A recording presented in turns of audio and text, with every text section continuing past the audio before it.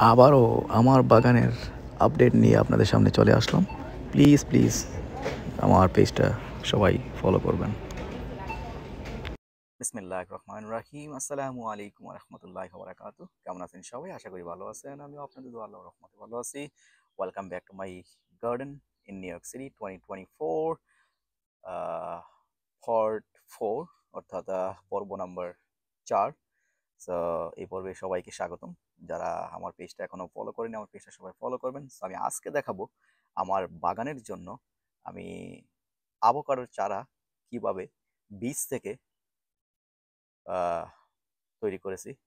So আমি আজকে দেখাবো কিভাবে খুব সহজে আভোকাডোর দানা থেকে চারা উৎপাদন করবেন। সো প্রথমেই আমি বাজার থেকে আভোকাডো নিয়ে আসছিলাম। সো আভোকাডো খাওয়ার পরে যে দানাটা ভিতরে থাকে, ওই আভোকাডোর দানাটা আমি দেখাচ্ছি আপনাদেরকে কি করেছে। আমি সবকিছু বিস্তারিত বলবো। আভোকাডোর দানাটা আমি একটা ভিজা একটা টিস্যুর মধ্যে রেখে দিই, ভালো করে মুড়িয়ে, ভালো করে এভাবে এভাবে মুড়িয়ে তারপরে আমি একটা জিপলক ব্যাগে এটা ঢুকিয়ে জিপলক ব্যাগে রেখে দিই, অন্ধকারে রেখে দিই। তারপরে 2 সপ্তাহ পরে, কারণ আভোকাডো যেহেতু যে দানাটা আছে এই দানাটা অনেক শক্ত, তো এই জন্য বেশি সময় লাগে, 1 সপ্তাহ বেশি লাগে। সো 2 সপ্তাহ আমি রেখে দিই অন্ধকারে। 2 সপ্তাহ পরে আমি আজকে খুললাম, খুলে দেখলাম যে আভোকাডোর দানাটা ফেটে গেছে। এই যে এটা ফেটে গেছে। তো এটা আমার এটার প্রয়োজন হবে না। বাট যেটা আমার প্রয়োজন হচ্ছে এই যে এটা।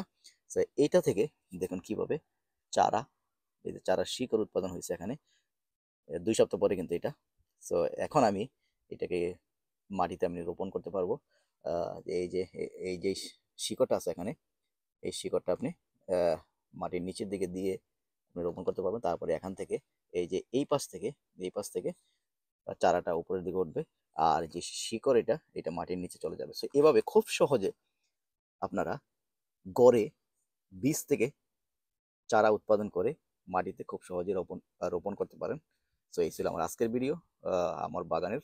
সো যারা আমার পেজটা এখনো ফলো করেন, আমার পেজটা ফলো করবেন আর আমার সাথে থাকবেন। সর্বশেষ পরিস্থিতি, আমার বাগানের সর্বশেষ উন্নতি আমি সবসময় ভিডিও করে আপলোড করি। সো এই পর্বে যারা নতুন এই পর্বটা দেখতেছেন, সবাই বাকি পর্বগুলো দেখবেন। এটা হচ্ছে 4 নম্বর পর্ব। সো এইভাবে আমি ইনশাল্লাহ পুরা আমার বাগানের আহ, দৃশ্য পর্ব আকারে দেখাবো। সবাই ভালো থাকুন, সুস্থ থাকুন, আমার পেজটা সবাই ফলো করবেন আর এই ভিডিওটা বেশি বেশি করে শেয়ার করে দিবেন যাতে অন্যরাও জানতে পারে। এভাবে খুব সহজে বীজ থেকে চারা উৎপাদন করার প্রক্রিয়া। আজকের মতো এখানেই বিদায়। আল্লাহ হাফিজ। আসসালামু আলাইকুম রহমতুল্লাহ বারাকাতুহু।